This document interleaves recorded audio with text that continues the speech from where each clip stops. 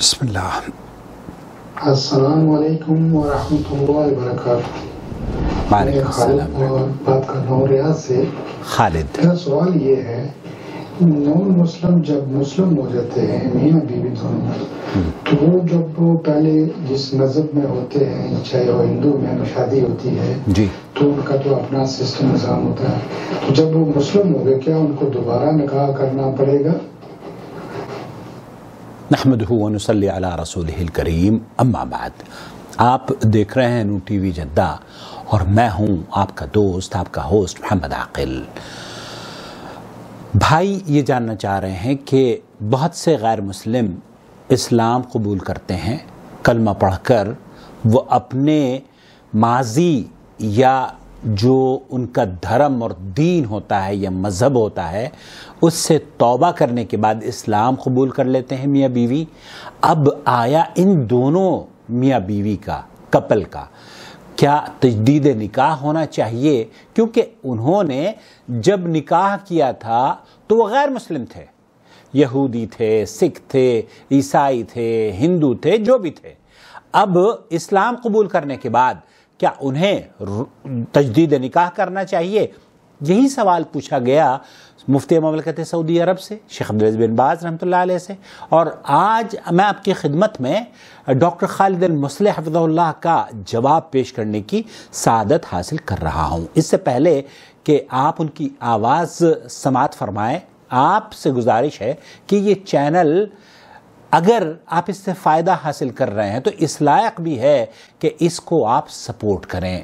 اگر ہر فرد اپنی طرف سے اس چینل کی ضروریات کے بارے میں سوچے گا، جس طریقے سے ہم آپ کے مسائل کا حل لے کر آپ کی خدمت میں حاضر ہو جاتے ہیں، اسی طریقے سے اگر آپ بھی اپنی طرف سے اس چینل کو سپورٹ کریں گے تو یقین جانیے ہمارا خاندان ایک طریقے بڑھتا ہوا چلا جائے گا، دوسرے یہ ہماری اپروچ بڑھ جائے گی، تیسرے یہ کہ یہ چینل خود کفیل ہو جائے گا، خود مستحکم ہو جائے گا، اپنی جو ضروریات کی چیزیں ہیں اس کو جو درکار ہے، ہر ادارے کو، ہر فرد کو کوئی نہ کوئی ایسی چیز کی ضرورت ہمیشہ رہا کرتی ہے جو اس کے کام کو بحسن خوبی جس طریقے سے وہ انجام دینا چاہتا ہے، ان چیزوں کو حاصل کرنے کے بعد وہ بہتر طریقے سے انجام دے سکتا ہے۔ ہمارے چینل کے لیے بہت ساری چیزوں کی ضرورت ہے۔ میں تو چاہتا ہوں کہ ہمارا ایک خاص طور پر ہندوستان میں ایک اسٹوڈیو بنے اور اس اسٹوڈیو کو تعمیر کرنے یا اس کی جو ریکوائرمنٹ ہے وہ اشیاء حاصل کرنے کے لیے اگر آپ ہمارا ساتھ دیں گے تو یقین جانیے یہ ہم دونوں کے لیے، یہ ہم سب کے لیے صدقہ جاریہ میں شامل ہو جائے گا انشاءاللہ تعالی۔ اب میں آپ کو لے کر چلتا ہوں بنت شیخ خالد المصلح کی جانب۔ کیا بات ہے، کیا بات ہے، رجل غیر مسلم اور مسلم غیر مسلم ہے، اس کی بیوی بھی غیر مسلم ہے، اب انہوں نے اسلام قبول کر لیا ہے، کیا وہ دوبارہ سے اسلام اپنے نکاح کی تجدید کریں گے؟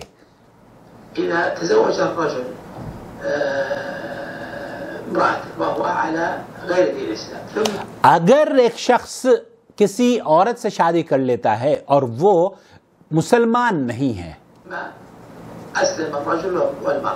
اور پھر بعد میں یہ دونوں توبہ کر کے اسلام قبول کر لیتے ہیں،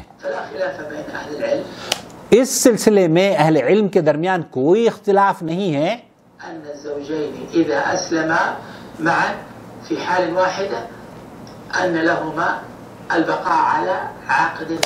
اس سلسلے میں اہل سنت والجماعت کا اختلاف قطعی نہیں ہے کہ وہ لوگ، وہ کپل جو کہ غیر مسلم تھے، انہوں دونوں نے اسلام قبول کر لیا، اب ان کی جو شادی ہے اس شادی کو برقرار رکھا جائے گا یا نہیں۔ شیخ فرما رہے ہیں، مفتی مملکت سعودی عرب کا بھی یہی فتویٰ ہے کہ ان کے نکاح کو، ان کی شادی کو اسلام نے برقرار رکھا ہے، ان شادیوں کو عزت کی نگاہ سے دیکھتا ہے اسلام، جو کہ اسلام سے پہلے بھی ان کے ریت اور رواج کے مطابق ہوا کرتی تھیں یا ہوتی ہیں۔ ولا يحتاج، اس سلسلے میں ان کو نکاح جدید کی ضرورت ہرگز نہیں ہے۔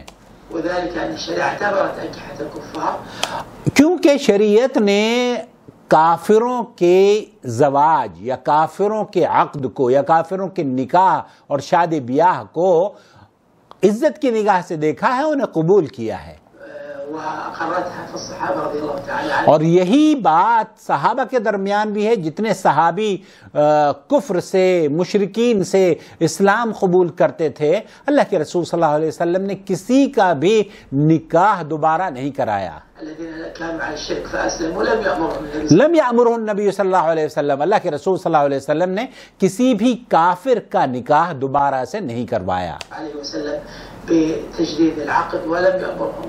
اسی طریقے سے شیخ فرما رہے ہیں کہ اگر آپ قرآن کریم کی دلیل پوچھنا چاہیں تو قرآن کریم میں بھی ان میاں بیوی کو جو اسلام سے پہلے شادی کر لیتے ہیں اور وہ اسلام بھی نہیں لے کر آتے، تو اللہ رب العالمین نے انہیں میاں بیوی ہی کے صیغے میں گردانا ہے. ایسا نہیں ہے کہ کفار کی جو شادیاں ہوتی ہیں ان کو ہم شادی تصور نہ کریں. وہ شادیاں ان کے منہج، ان کے مذہب اور ان کے دین کے مطابق ہے، جیسے کہ ابو لہب کی شادی تھی.